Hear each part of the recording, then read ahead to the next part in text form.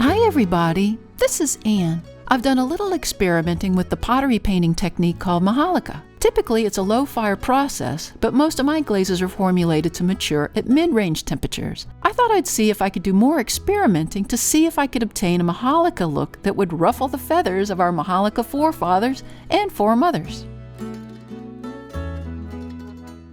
For a little background, the most famous Majolica pottery was created in Renaissance Italy, where they would coat a white tin glaze over the surface of the bisque-fired clay, then use metallic oxides to paint elaborate illustrations right onto that base. The pottery was then fired to an even lower temperature to set the glazes. As the white glaze that I have available matures to a very hot cone 5, I'm afraid that trying to paint these low-fire glazes on top of it may create dripping and bleeding. So I decided to start with sample tiles to see how those commercial glazes interacted with my white base glaze. I got mixed results. The yellower colors were more successful, the pinks faded, thinner coats were streakier, but I was able to come up with a color palette for some fun designs. To start, I'm painting my homemade white liner glaze over the center of a flat bisque-fired plate. I'm testing a flat surface as I'm afraid some of my mid-range glazes might run in a vertical position. I'm brushing on 2 heavy coats of my glaze because it likes to be thick. Unfortunately, the brush leaves marks, so I needed to smooth the surface as much as I could. Using a dry finger, I smoothed the ridges from the surface, then dumped the crumbs into the water. First, let's do a simple leaf and vine design. As this technique doesn't leave a lot of room for error, I thought I would pencil the design first. The leaves are a pretty blocky organic shape, so they're my favorites for an experiment like this.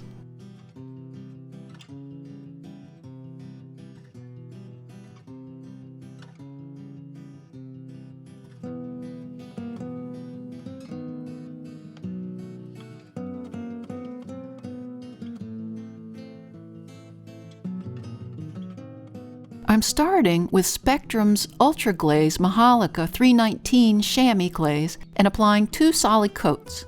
My favorite brush to use is a fingernail detailing brush as it's designed for use with harsh chemicals.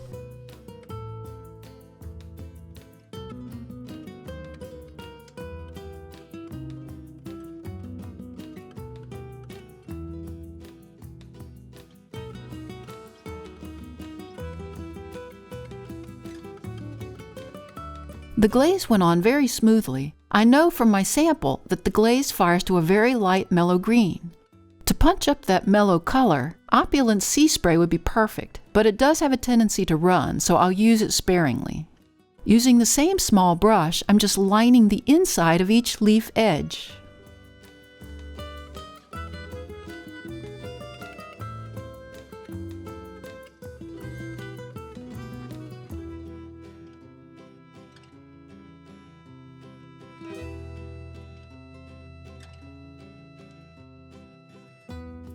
I found that my lilac glaze turns a nice cool blue at mid-range firing, which would contrast the warm green.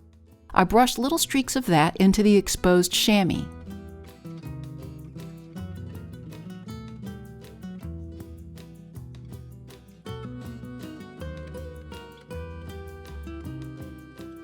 Finally, I used the Majolica 315 black to outline the leaves and vines.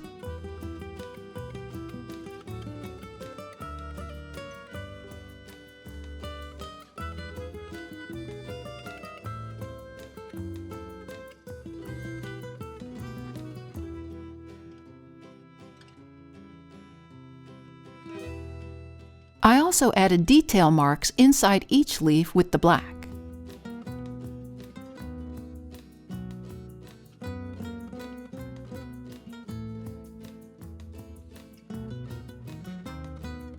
There it is, just a simple blocky design, but it'll be a great test piece.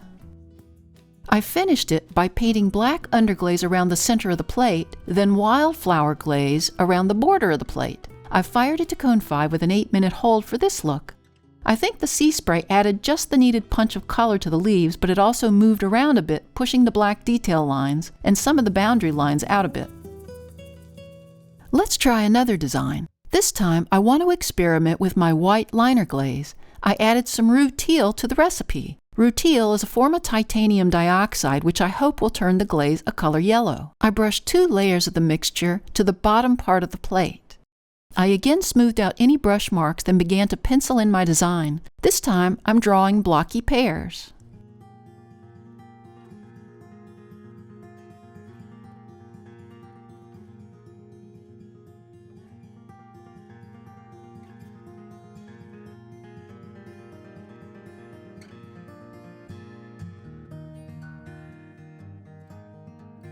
I'm using the same color palette as the leaves, starting with 2 coats of the chamois.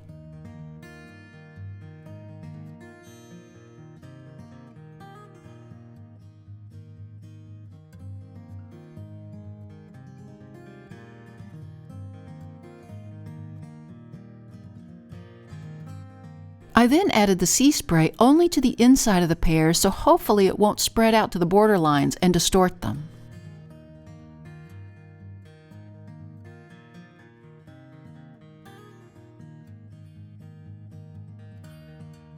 I added a punch of the lilac glaze as a bit of a shadow to the bottoms of the pears.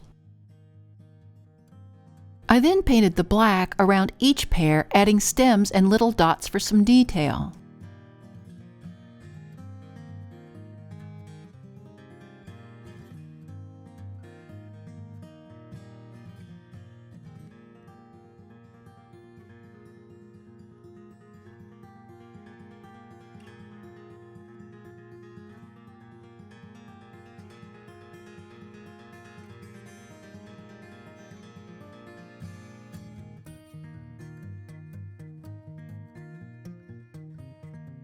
To finish it, I painted black underglaze around the entire design. I made a last-minute decision to also outline each of the pears with the underglaze as well. I used honeydew glaze on the border, then fired it to cone 5 with an 8-minute hold.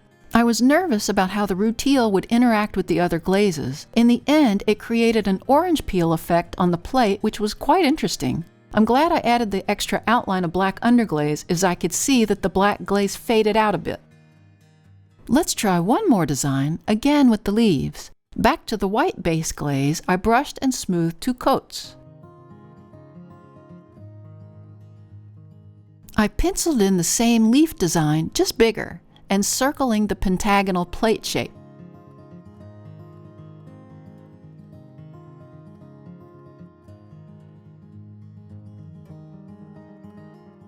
I added the 2 layers of the chamois glaze to each leaf.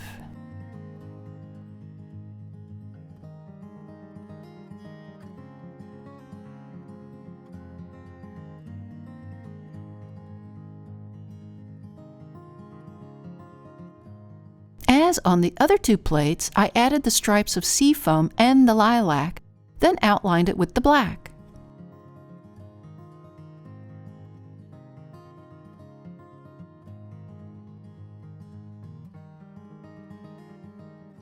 This time, I'm using a wax emulsion over all my leaf designs. I was careful to use a brush dedicated only to wax use. The wax will act as a resist for the next step. Now I'll be using Stroke and Coat 51, Pooh Bear, and Spectrum 353 Lilac as their subtle colors when fired to cone 5. I don't want to overpower the leaves. I watered down each one and splattered them down to the surface, hoping this would add some movement to the background. The glaze can be wiped off the wax surface when it dries.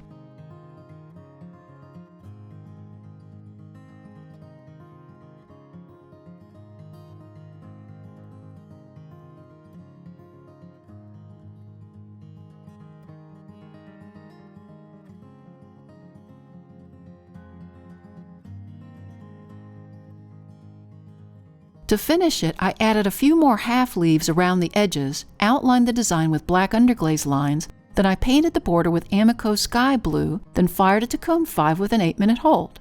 Just like my test results, the Pooh Bear and the lilac left subtle lines, dots, and streaks creating an illusion of interest and movement in the background without overpowering the leaves. Thanks to the newest members of our Little Street Pottery Research Facility team. If you'd like to join the team and earn a title, click on the Super Thanks button or the link to buy me a coffee. In any case, we invite you to subscribe to our channel, and we'll see you next time in the studio.